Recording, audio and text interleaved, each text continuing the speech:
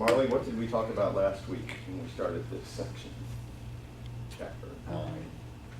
We talked about controlling, how it's a descendant of the plan, Good. the questions you should ask yourself, or, to like organize it, I guess. Sure. What do I need to know? How often do you want to know, and then who do you want to know for the Information. Good. Good. Because see, when it comes to controls, what we're trying to do is stay in line with the plan. And so, before a control can be used, a plan must be devised. And we said the clearer the plan, the more effective the control. So, we can have all kinds of plans. For example, I want to have great customer service. What would a good control be for customer service? proper training and how to handle customer problems. Sure. So customer relations, public relations is a good one. Training is a good one. But if you remember when we went back and we wrote our goals in the very beginning, the very first week, what did I tell you the goals had to be? Attainable. Attainable? What was the first letter? They were SMART. What did the S stand for? Specific. Specific. So the controls will fall under those same kind of parameters. If you're the more specific you are, the more likely you are to have stronger controls in your business. So for example, you said training is good, right? How do we make that more specific and create a better control? Well, you could name specific types of employees that should perform a certain amount of hours of training a week. That's very, very good. Something So like we could that. say we're going to train concession cashiers. We're going to train people in the support area on how to make nacho cheese. We could be even more specific, and for example, in the restaurant business, I know that a lot of people have what I call daily briefings. And we bring everybody together and we have a specific task we're going to train. And then we could say we're going to have a briefing 15 minutes before we open the restaurant or the stadium, every event. Does that make sense? So now I'm getting more specific towards that thing that you said, training. And then when you do that, guess what happens? It repeats itself and you have a stronger control. I'll give you another example. A lot of places, when you get into this industry, are very conscientious of sanitation standards and health standards. And so at Malco, we have these forms right here, and it's a daily food self-inspection checklist. And so we go down and we check the hot dogs to be sure they're at the right temperature, and they check it off. Pickles, are they in the refrigerator or are they laying out? Pretzels, so forth and so on. Every day there's a checklist, and we're going to make sure, because we're being more specific. It's not, oh Kevin, are there some hot dogs in the refrigerator? Yeah, Larry, okay, we're good to go.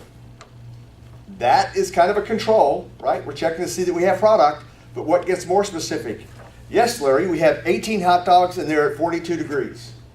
See what I'm saying? Now we don't have to worry so much about sanitation or putting out product that's been sitting out and not at the right temperatures. So controls, too many times when we start talking about controls, leaders of this industry start talking about food costs, labor costs, direct expenses. I'm trying to lay the groundwork to let you know that controls can go way beyond that. Remember, we had two objectives. One is financial, one is service. So you want to keep that in mind as you go forward in your careers. Next, plans provide standards of measurement. Controls measure the standards achieved. So, the plan. The plan is we want to have a 12% profit at this particular stadium that we're going to run. How do we get there? We want a 12% profit. How do we get there? Do you remember the sheet that we had? What's the first thing we look at on the top of our financial statement? We said sales, The sales. right? projected And then what was next? No, we had cost of goods. So we had our sales at the top, and then we had cost of goods, and then we subtracted, okay, what those costs were to give us what we call a gross margin. So if I want a 12% profit, I have to have a plan to manage the cost of goods, labor, direct expenses, and other expenses. So I think I'd like to do this and see if we can figure out. It's going to help a little bit. Assume we had a pie, okay? And this pie is revenue.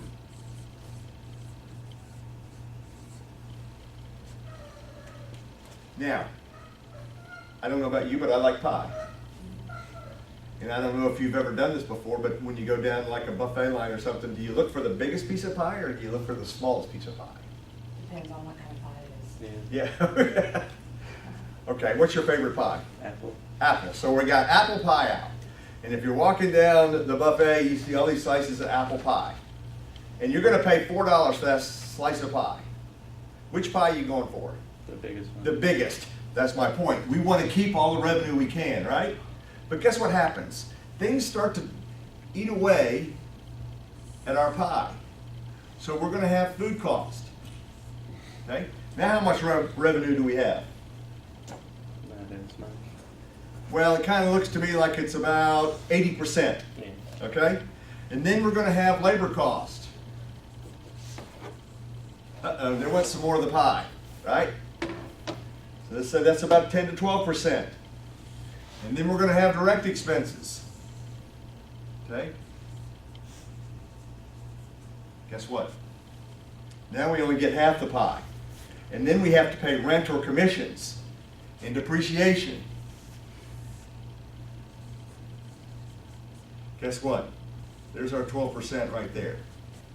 So if we're going to evaluate this, we have to set some standard of measurement so that we can keep this food cost at 20% and 10%, and this looks more like 20%, something like that, and rent at 40%, and that'll leave us 10% profit. So that's what I mean when I say plans provide the standard of measurement, controls measure the standards achieved. Both financial and service controls are required for every food service location. Later today, we're going to start talking about food cost and labor cost more, and I'm going to use the same sort of scenario as the pie. So the process starts like this. It involves 3 steps. Step number 1, you have to establish the standard. And if you remember last week, we did that. You remember we said we were looking for the theoretical cost or perfect cost, right? And how did we find perfect cost?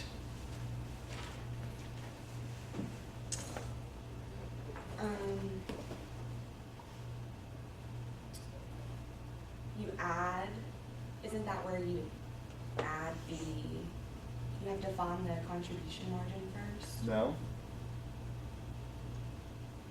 What we did is we tried to figure out what items or the recipe was. Oh, similar items, where you merge the similar items to, no? We're going to have a recipe. Remember, so if we were going to do, for example, hot dogs. Do you remember we said that the sausage and stuff was 65 cents?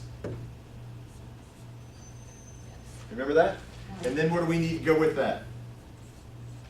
The buns? Bun. And the bun, let's just say, is 12 cents. And what else do we have that goes with a hot dog? Mustard. We'll call it condiments. We'll give that 10 cents. What else might you have? Relish. Well, I forgot. Well, that's condiments. The container it sits in. The container, right, Container. or vessel, Or okay, or wrapper. Yeah. So let's just say That could be 10 cents. Oh, so, I think that's what it is. That. Now we know exactly what the cost is. So it would be 7, okay, and 7, 8, 9. So the cost of a hot dog, the perfect cost in this discussion that we're having right now is 97 cents. And you remember, I told you, I don't care what your percentage is. I care about what? What's the most important thing to manage?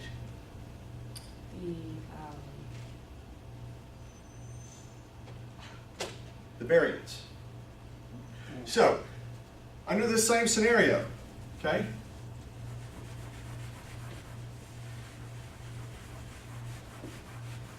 We're going to sell hot dogs, this particular hot dog, $4. All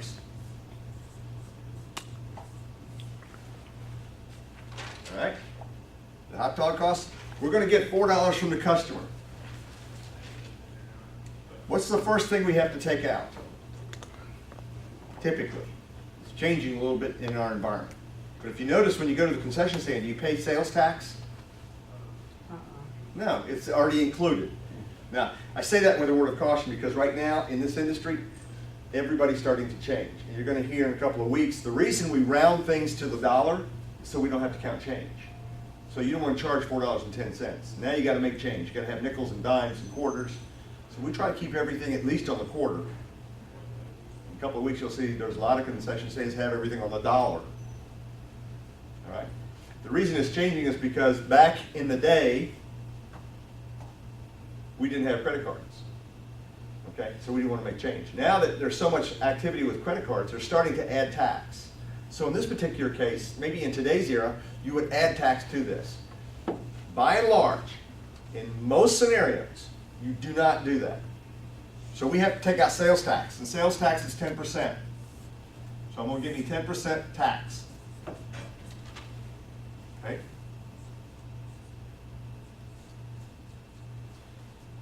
What do I need to take out next?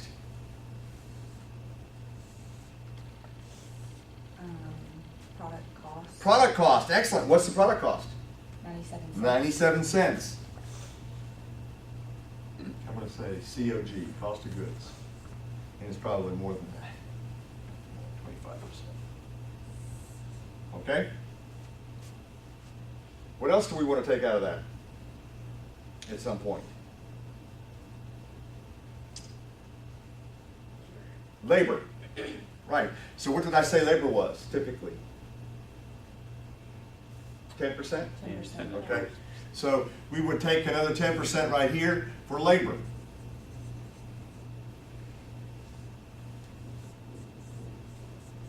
What we're really doing is we're breaking down what our perfect cost would be.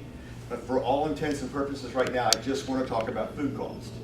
So how do I know what percent this is? We said it costs 97 cents. How do I determine what the exact cost is as a percentage?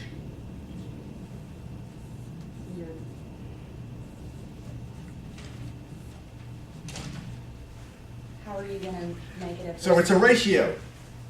Okay? Let's take this out for now. Take this out for now. This $4 is the piece of pie. I'm going to take out 97 cents. What portion of the $4? The way you figure that is you take 97 cents divided by $4. So you do the cost of the goods divided by The price, The the selling price. price.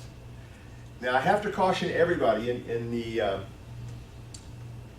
world of the certification program, I tell everyone you have to take out the tax first. So how much was the tax? 10%.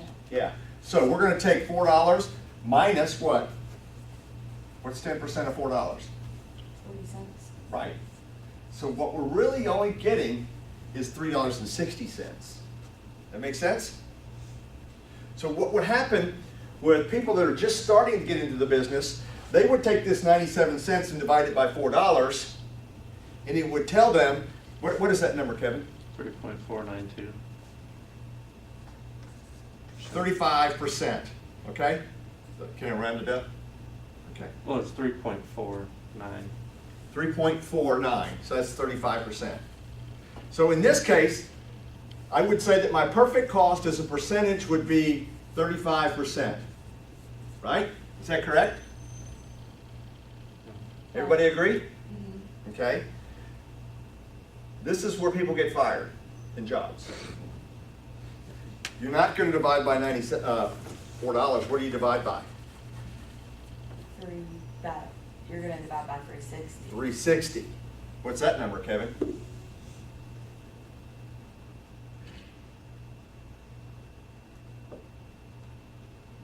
Wait, divided by 360? Yeah. 97 cents divided by 360. 0.00269,444. No, you did something wrong.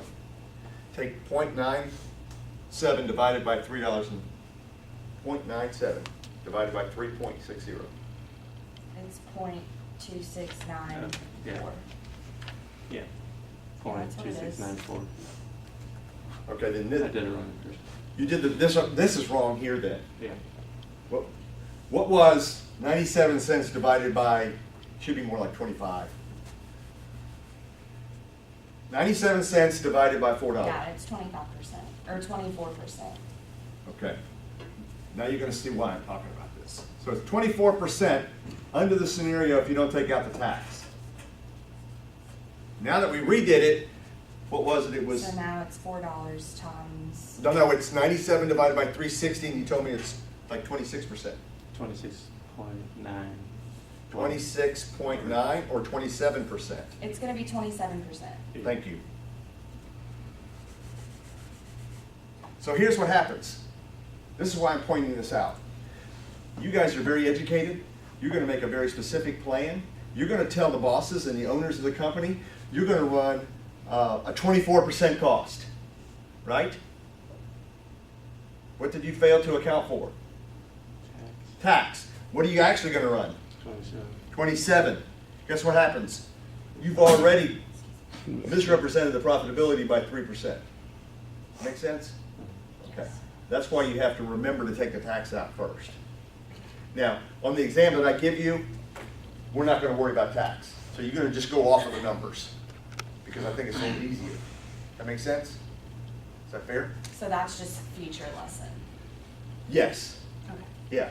So this is, if you get a nice job as a general manager of a facility and you have to turn in a report on what you think the perfect cost is going to be, the perfect cost in cents, dollars and cents, is 97 cents. They're going to say, what's your food cost as a percentage? What are you going to say? 27%. 27%, exactly right. So, what we're doing right now is we're establishing the standards. Now what we're going to do is we're going to measure the performance against the standard. And I showed you a little bit of how to do that. You're going to take your actual food cost. So at the end of the event, if we thought hot dogs were going to be exactly 27%, and we had some waste, a couple of buns fell on the ground, we cooked too many hot dogs, we had to throw some away. Our perfect cost is not going to be 27. What we want to do is see what our actual cost is. It was 28%. So we're only 1% off. Is that good or bad? So, It's better than 3%. Well, it's better than 3%, is that's the for sure. 1%, I mean, That's the variance. wouldn't it be not good either way if it's off? It depends on what the standard is. Okay. Okay? So here's what happens at Malco Theaters. We have a standard that you can be off by 0.5%. 0.5%. We know that people are going to do a little bit of overpouring on sodas. We know that we're going to throw out some popcorn that is, a day old. We know that somebody's going to drop a hot dog here or there. We know that somebody's going to take condiments home in their purse or in their pocket. Okay? So we know that perfection is virtually impossible. But we want to get to perfection. So if someone runs 27.5% as a food cost, then we would be okay with that. If they get to 28, we want to go back in here and find out what's going on. Okay. That make sense? That makes sense. So that's your job. You're going to measure your performance against the standard. 3 steps. 1, you can't measure unless you have a standard set. So- Going forward, every time I ask you a question, you're gonna answer me. What's the standard? When I say, is that good or bad? You're gonna say, Depends on the standard. what's your standard? Exactly. So just to clarify before you move on, to establish the standards, that's where we're gonna be finding the perfect cost. Right. Right? Right. Okay, and then the measure performance against is where you go back and check. Right. Okay, I just wanted to make sure I Right. was on the same And if you page. remember, I passed out some forms last week, and I had on there, for example, you guys remember this? Yes. Okay? Wait. Yes. I cleaned out my folder, and so like, I've been back here confused because you've got all these forms and I'm looking at home. Okay, that's okay. Maybe I didn't hand this out, and we'll make copies for you. But it shows, in this particular sheet, I want to know what the perfect cost should be for candy, based on our sales. And so I've got Snickers and Twix and Welch's Fruit Snacks, and I can go all the way down here. I got M&Ms and Milk Duds and Skittles and Twizzlers. Every one of them has a different cost, right?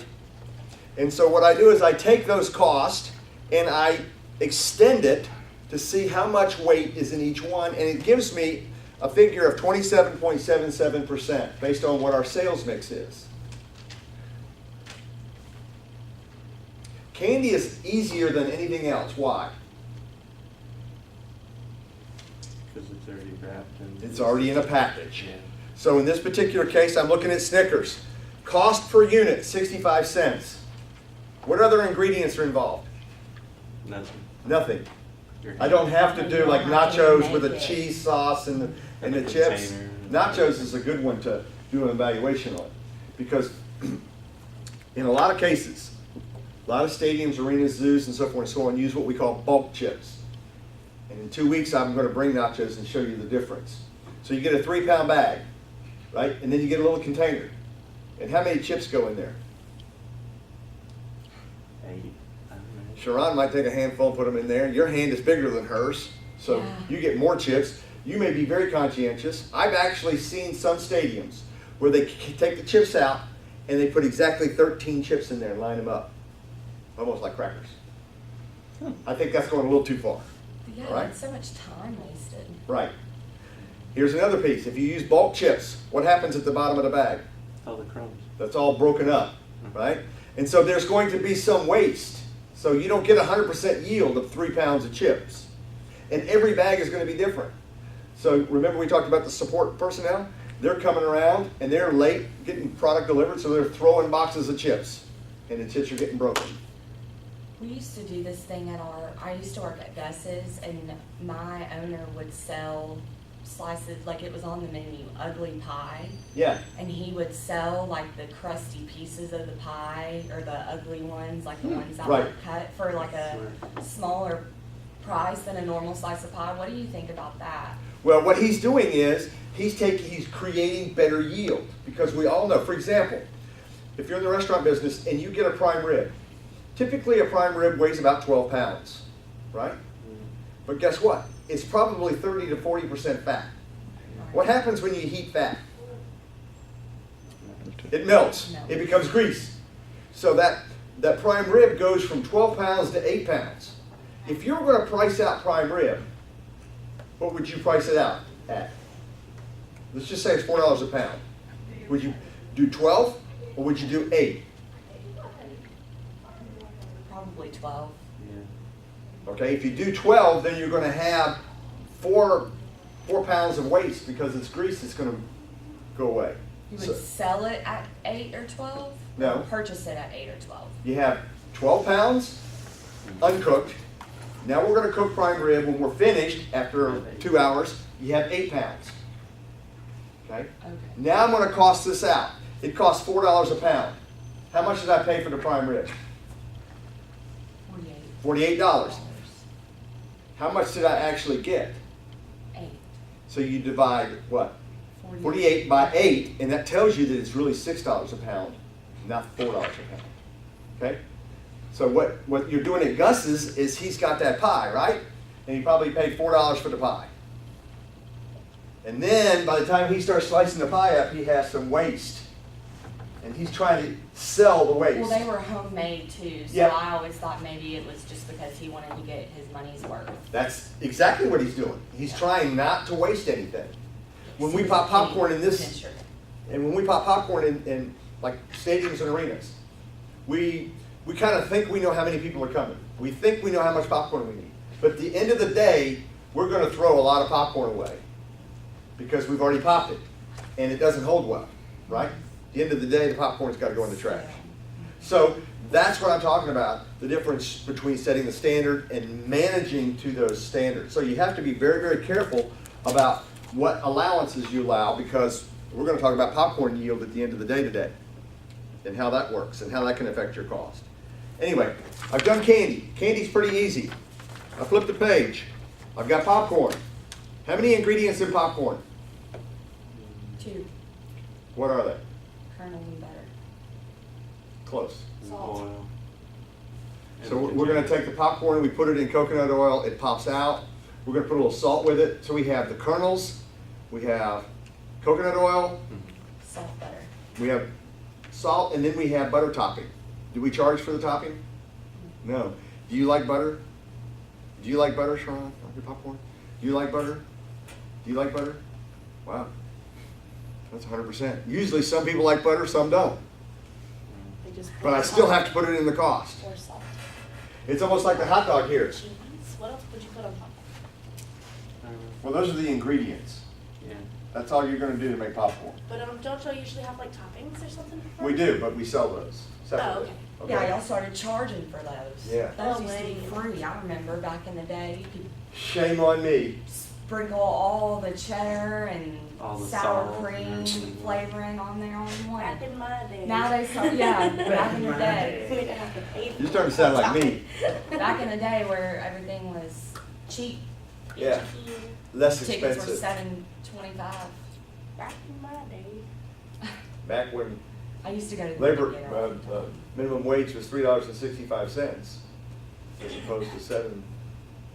Anyway, to your point, let me ask you this question. I'm going to give you a number, and I'm going to ask you as a manager, how would you fix it? We were giving away free popcorn salt, right? The toppings. You could get garlic parmesan, you could get cheddar cheese, all the different toppings, right? And we gave it to you for free. Mhm. What do you think that cost Malco Theaters in a year? A lot, $50,000. a lot. $50,000. Costs keep going up, right? So now I have to make a decision. A, charge everybody across the board 50 cents more for their popcorn portion, or B, leave the popcorn price alone and just charge the people that want that seasoning. What would you do? I guess that makes sense. Now it makes sense. It makes doesn't sense. Yeah. We did the same thing with, there was back in my day, there was no such thing as popcorn bags. You had tubs, right? You had a small cup and then a little bit bigger cup and then you had the tub, right? And those units cost about 25 cents, 27 cents, 35 cents. The bag cost a nickel. Costs keep going up. I have to either do one of two things to maintain my standard of profitability. Mhm. Okay? I have to charge more for that, or I have to lower my cost. And so we did that. We went to popcorn bags on the lower sizes and the tub on the big size. And people complained. And everybody that complained, I went through the same scenario. I said, here's the deal. I can either leave the popcorn prices the same and put it in a bag, or I can raise prices by 50 cents per unit. Oh, no. Don't raise the price. Okay? So that's what you have to do in any business. Any business, costs are constantly changing and going up. And you have to decide if you're going to maintain your standard of profitability, you either raise prices or you lower cost. And I'm highly against reducing the quality of anything you do. People don't mind certain things, but they don't forgive you for poor quality. You know, you're not necessarily happy that you're paying for the toppings now for popcorn. Now that you understand, you know, as long as the popcorn is really good, when people get mad is when they go in and they pay $7 for popcorn and it's stale or chewy, right? That's not fair. But if it's the best popcorn you ate today, then it makes a little bit of sense. Okay. So we've done the same thing with popcorn. Then we come down here to other foods. So we have hot dogs. We've got mozzarella sticks, nacho tray, cheese, nacho chips, chicken tenders, ice cream, pretzels, sushi, so forth and so on. Pizzas. How many ingredients in a pizza? Cheese. 3 Bread, minimum. sauce, Yeah, 3 minimum. cheese. 3 minimum. So we'd have a crust, we'd have some sauce, we'd have some cheese. Mhm. Then we have maybe pepperoni, or maybe we have sausage, or Veggies. veggies, whatever. See, so when you're a manager, you have to establish the standard, you have to create the recipe so you get the exact cost, so you can come back to this piece. And that's what this test is going to be on. You're going to have to be able to take and evaluate this versus that to see what portion of the $4 gets taken out, or the $5, or the $3. That makes sense? In a soda, what are the ingredients in a soda? The syrup, the CO2. ice. Carbonation, poison, flavor. So you were really good. Most everyone doesn't get that. Yeah, Kevin, good job. So you have syrup, right? That's going to cost something per ounce. Mhm. Then you're going to have, what else do you need? CO2. CO2. Let's back up. What do you mix with the syrup? Soda water. Soda water. How much does water cost? Free. Pretty much free, but you said soda water, so you have to pay something for the soda, Yeah. which is the CO2 gas, Yeah. and a lot of people don't put that in their recipe cost. What else would you might have to pay for? Drink flavors, No, I mean, like they cherry. can have or that, something. yeah, where you can add cherry or vanilla or something like that. But let's just keep it simple. Let's just say Cups. Coca-Cola. A cup. Oh, yeah. You might have a cup. What else might you have? Straw. Straw. What else might you have? One of those Koozie. carriers. Yeah, one of Huh? those. Koozie thing for a cup, like Yeah. a How cardboard. about a lid? No, A lid, yeah, Yeah. you might need that. The tray would be something else. I wouldn't put that in the cost of a beverage. Okay? That's an extra expense just for. But nobody said ice yet. What's the Ice. ice? Who thinks of ice though? Exactly. So I told you the story. Have I told you the story about Auburn University? We went to Auburn University, Maybe. and we were buying anywhere between 18,000 and 25,000 pounds of ice every game. I think you did tell us this. Okay?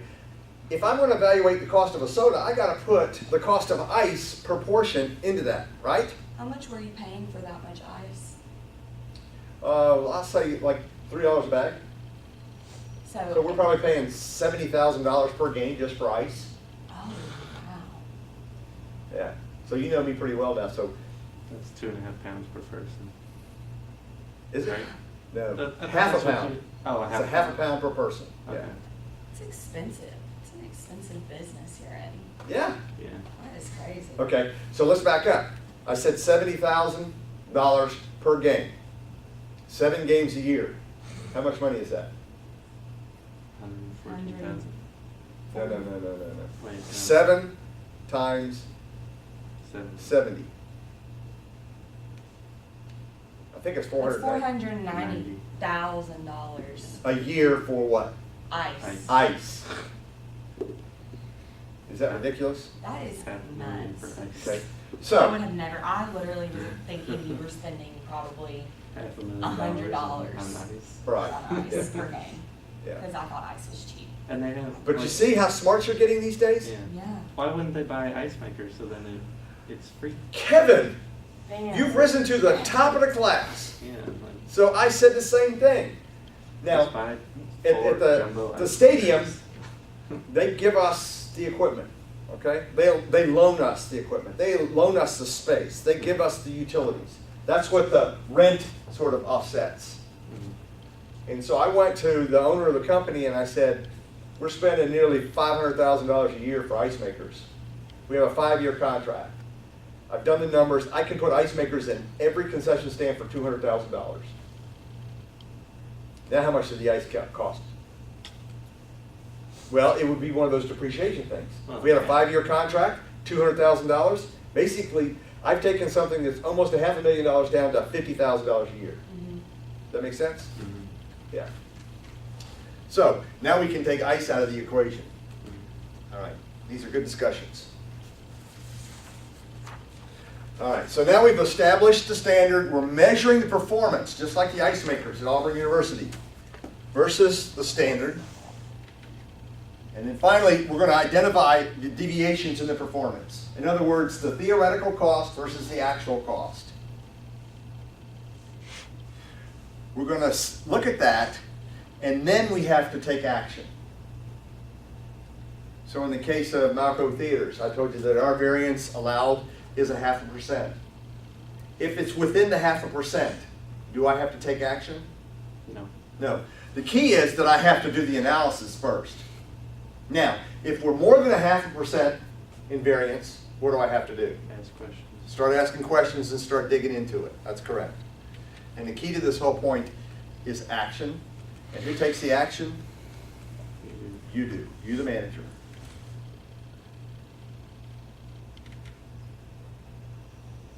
This sheet up here really kind of shows the same thing we've been talking about. So we have Laffy Taffy. It costs 38 cents each. Okay? How do we know that it's 23.75%? Because it says up there 175. That's exactly right. That's $1.75. 78. That's the sales price, but how much are we really charging? If we take out 10%, $1.60. that's exactly right. Where do you see that? Right here. This is the net sales price. So you're going to do this for me. Take 38 cents and divide it by $1.60. 23.75%.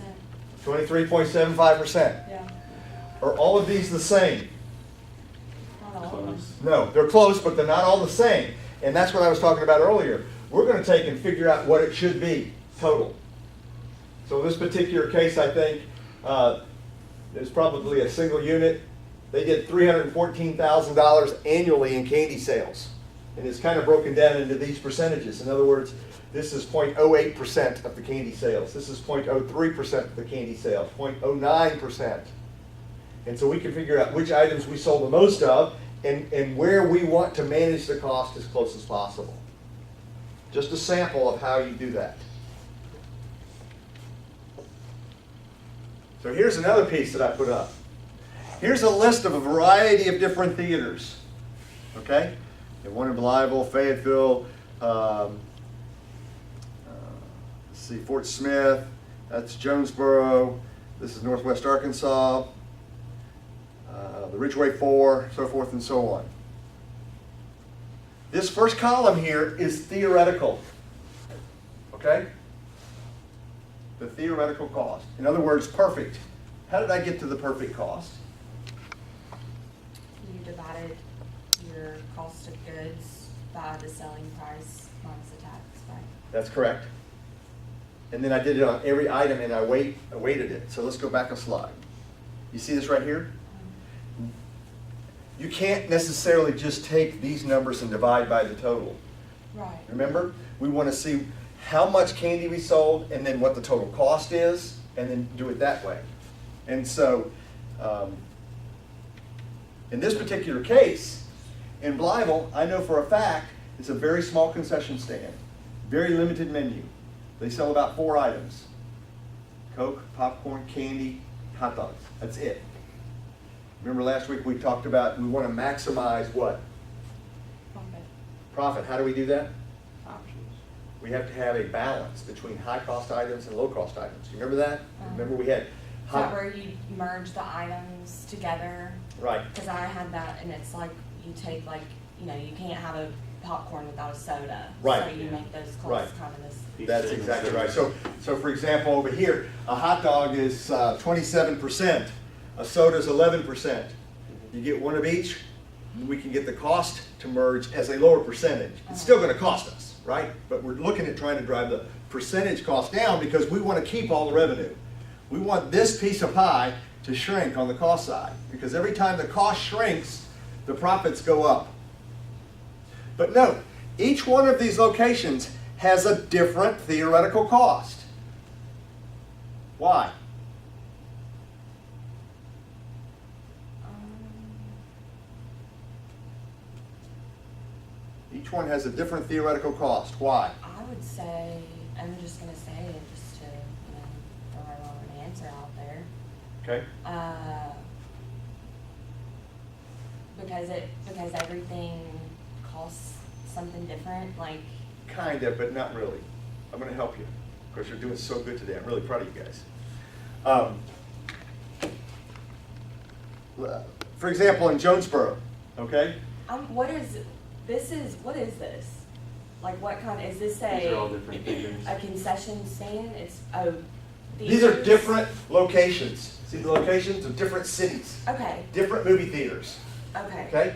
So assume that Malco has set pricing all the way across, all right? And those are ticket prices or? No?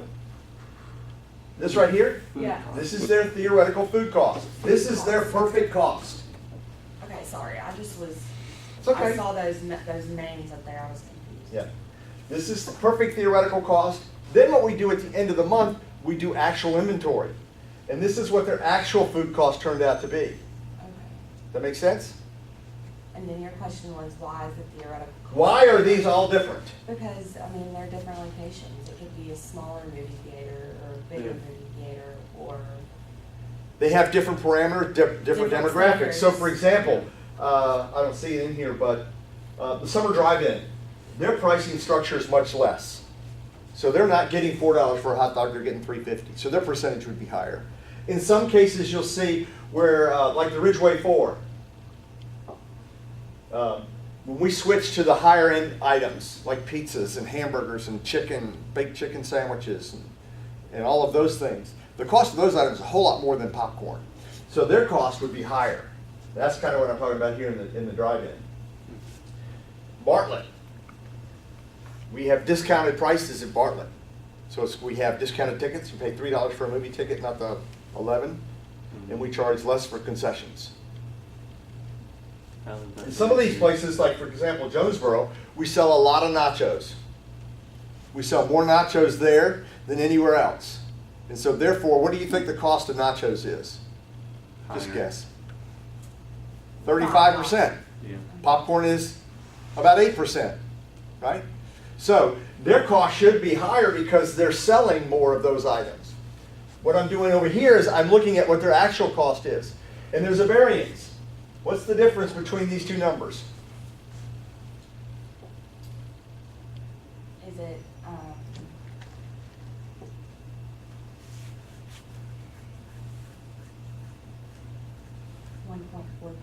1.4%? 1.4%. Why is the variance 0.6 over here?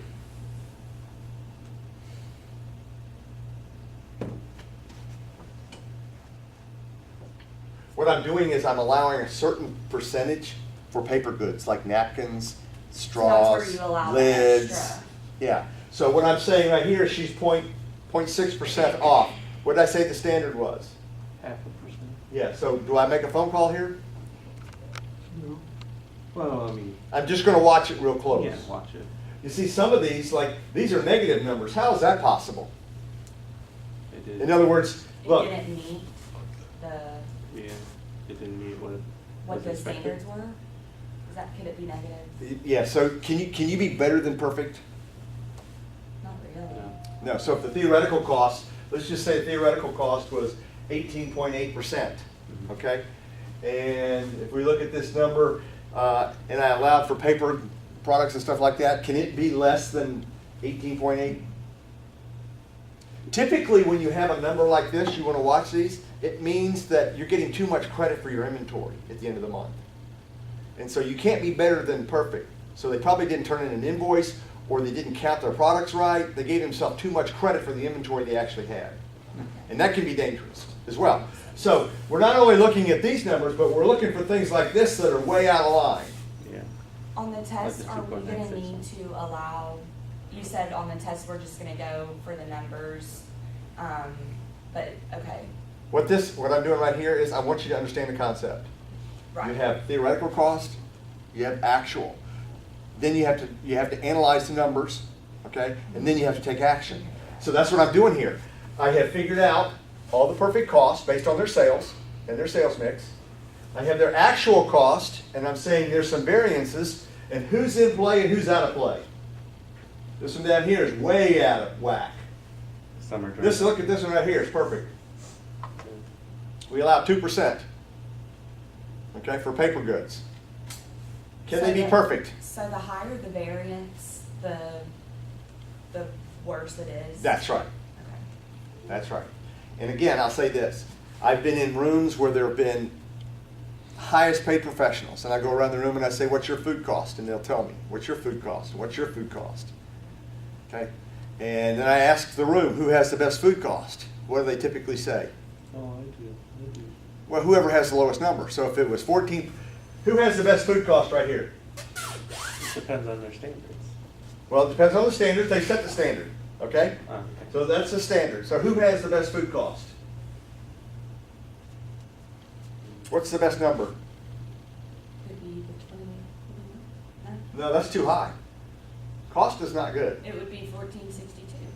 Or how about 1455? Yeah, I was gonna say 14. See, that's what everybody does. And then I say, what's your variance? So let's look at 1455, and their variance is 0.71.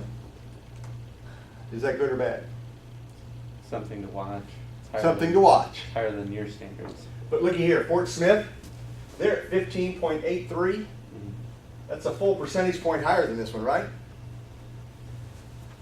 What's their variance? 0. So who's doing a better job? 4%. Fort Smith. That's the point. Mhm. That's the point of all of this discussion on food cost. I also told you to remember, you don't put percentages in the bank. Do you remember that? I said you put dollar bills in the bank. So why do we look at percentages? They're efficiency ratings. They're telling us how well we're doing against the standard. That's why we look at percentages. So how come the summer driving is so much higher? Well, so why? I already told you. I mean, So what happens at the summer drive-in is it's like a cafeteria.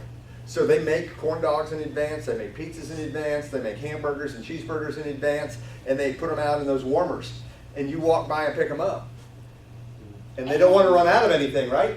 So they put out, so they have a huge amount of waste. Personally, when I go to the drive-in, I don't go to the concession stand. I always try to, I so would it's close. take, Really? Yeah. I don't and wanna do I've that. always thought, especially at the summer drive-in, I've always been way far away from the concession stand, like, and Right. I've never wanted to walk all the way there to Right. get something, I just to usually have have to to walk pee all like the right way in the middle, back. so I always go. Yeah, Yeah. whenever Yeah. I take a bathroom That's break, why I end you- up in there like, Yeah. oh, candy. Yeah. Yeah. Yeah. So it's a different type of movie theater kind of presentation. One of the reasons the prices are lower is because I know you guys have cars and you fill your car full of snacks, pizzas, chips, sodas. Should I say beer? Yes. Absolutely. So we understand that, okay? So the dynamics of watching movies have changed. You know, there was a time when you went to a movie house, drive-ins got to be really popular because they still do show double features. I Yeah. love it. I love it. that. Driving's one of my I favorite. Yeah, love the that's why I drive-in. go back to the drive-in all the time. Yeah, you can see 2 movies for the price of It's one. awesome. Yeah. But then there's some complications, right? From, Sometimes you can't hear. pardon me? There are complications there too. Yeah. I mean, Your car you're so has- far away from the concession Yeah. stand, you don't want to go there. Yeah. Automatic Right? gas. You have to park in your car, you don't know exactly where you're going to park. It might be raining, it might be cold. There are all kinds of different dynamics that change, Mhm. aspects. So how do y'all like keep that up and running? Because especially over like, I know y'all have summer hours, then you have winter hours. So Right. during the winter, you only have it open during the weekends. So Right. how do you make a profit? Because Yeah. I always am perpetually scared about the drive-in going out of business because that's like one of my favorite Yeah. stuff. Really? Yeah. Gosh. So I would very much like to renovate that whole, Yes. I was Yeah. about Just to about ask, to like that could be a say. hop-in spot if it was like just a little more modern and just I like a little remember- Modern I remember and like aim 10, it towards 15 years our ago. age group, because Right. I feel like people our age really enjoy the I love drive-in. it, Yeah. especially if I can bring my own stuff, like bring my own food and alcohol. I will pay $10. I'll Yeah. pay more than that Yeah. $7.50. I remember it always used to be like, there always used to be a line on Summer down, like crossing the Wolf I think- River, I think just that's a waiting to great get idea. in. yep, yep. So, It's for you to renovate that place. Yeah. and yeah. then- Well, Your I signage is would on like to point, do though. that. I love the car. The car, the I love signage the is on car. point. Like seeing that big car, I It's my love favorite it. part. Yeah, yeah. Yeah. So the renovation cost, Looking at movie times Okay. right now. but Wanna go? one of the things that comes into play when you're in a large company like ours is that's very valuable land. Right. And we've been offered money for that land. Mhm. And if I put $100,000 into the concessions or $500,000 in the concessions and get it all fixed up, and then they sell the property, I basically just wasted $500,000. Don't sell the property. Yeah. I love it. Yeah. I think you could have, I think that Well- could make a lot. I just think, especially in the summertime. Yep. I think Oh, yeah. that it With could- like the Black Lodge stuff that they do there, Yep. and that's awesome. Mhm. There's so much opportunity going on over there. Well, we're trying. We're not fully committed. Right. Well, That's- just know that If you Well, need I- you'll help, love it. I'll help. Yeah, Yeah, well, I'll yeah, help. I we- love us that three place. definitely love it, for sure. Okay. Shane, if you help, we'll give you free movie passes. Done. You don't even have to pay. We What can, help do you need? we can do So it. when we're gonna look at cost control, we need to know what our sales are. Hot dog was $4. We need to know the cost of sales, 97 cents. We need to know the labor cost. And this number here is really hard to figure out per item, so we just do it as a whole. We're not gonna, we typically can tell you right now what we pay for labor per person that comes to a movie theater. You can do the same thing with the stadium. You can break it down individually. And then, are there any direct expenses? Direct expenses could be, some people put the vessel, the wrapper, in the cost of the recipe. Some break it out and they have what they call paper expense. So it would be straws, napkins, lids, cups. You saw the different hot dog trays. You can have like a wrapper, or you can have like a coffin, clamshell. We're gonna run through these real quick. When you're looking at your cost, you can start to evaluate your sales in different categories, such as hourly sales, event sales. Why would I want to know my hourly sales? So then you So know you when to can know have how extra many- staff or, Mhm. or Yeah. extra product. I can manage the cost of labor based on when is the population there and how much production do I need. Event sales. Do I have any special events? Product line sales. Product line sales would be like hot dogs versus candy. Why would I want to know product line sales? So you know what to have more How many of. products you're gonna I want some balance, okay? So I don't want to sell all hot dogs and no sodas. Okay, I don't want to sell all hamburgers and no popcorn. Per capita. What is per capita? need. Average selling price No? for the average, It's revenue per person or revenue per ticket sold, okay, in sales. Why would that be important to know? to know how many people are coming. No, so what we're gonna do is we're gonna try to expand our business, right? And right now, I'm doing $4 per person, okay, at the drive-in, all right? What's my goal? What should my ambition be? More sales. So if that per capita goes to $4.20 per person, I'm doing something right. If it goes to $3.80 per person, I'm probably not controlling something somewhere.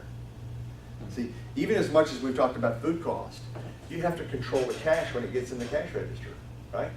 People have a tendency to help themselves to your cash. I call them silent partners. So we'll talk some more about that. Monthly sales. So forth and so on. I'm gonna go fast here. What time is it? 10:05. Okay, so we're gonna take a break. Same thing by event, product line, by location, by week. You can look at your sales either as a dollar or as a percentage. And you remember on the test, I gave you a couple of trick questions where it was a dollar amount and the percentage, and it was A and B. So I'm stressing that. Same thing can happen with cost. Labor cost, we can look at management, which is fixed, hourly, which is variable. We can look at sales per staff hour or man hour, which we worked on last time, remember?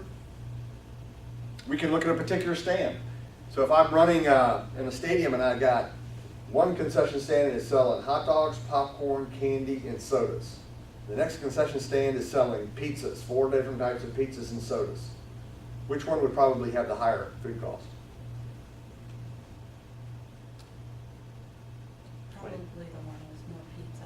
Correct, because pizza's probably averaging about 35% cost, right? Which one's gonna take more labor? Pizza. Pizza, because it's a more complicated process. So you have to have people making pizzas and selling them. And You know, takes popcorn and longer. candy, you just standing there and handing it to people, right? So each stand might have a different labor cost. And you saw that in the event, we might have catering people. Catering are much more expensive, chefs and stuff like that. And then vendors, other areas, I just mentioned catering. Direct expenses, the same thing. We talked in terms of fixed cost and variable cost in the previous weeks. We talked in terms of dollar amounts. Fixed costs are always listed as a dollar, variable costs are always percentages. Can you have both? Yes. How? Um, Don't quit on yourself, you're right. because, oh my gosh, I remember you talking about this. I remember. So what if we had, what if we didn't own the land at the drive-in? Okay, and we were leasing that property from Boyle Investments. And Boyle Investments wants us to open all the time. They want us to be productive, so they're saying, you've got a minimum guarantee, you're gonna pay me $1 million a year for the use of this property, okay? And you're gonna pay me above $2 million in sales, you're gonna pay me 2%. So I have a fixed cost of $1 million, plus I've got 2% of everything over $2 million. So you can have contracts like that. Okay. And that happens a lot in all kinds of different businesses. Matter of fact, when, you know, I would bid various accounts, we might have an escalating clause because I want them to bring as many events as possible in. We had the amphitheater down at Mud Island, and they were typically doing 15 concerts in the summer. So we told them, we'll pay you 40% up to $2 million in sales, right? Everything between 2 million and 3 million, we'll pay you 45%. That's your concert promoter sees an extra 5% if he brings in more events. I see my overhead's already covered. So the extra 5% is going to, you know, basically evaporate because I still have the manager, I'm not gonna pay them anymore. The only thing that's gonna change would be food cost. So I can make a lot more money with more activity. All right, let's come back to this. Let's take a short break and then we'll come back. It's 10.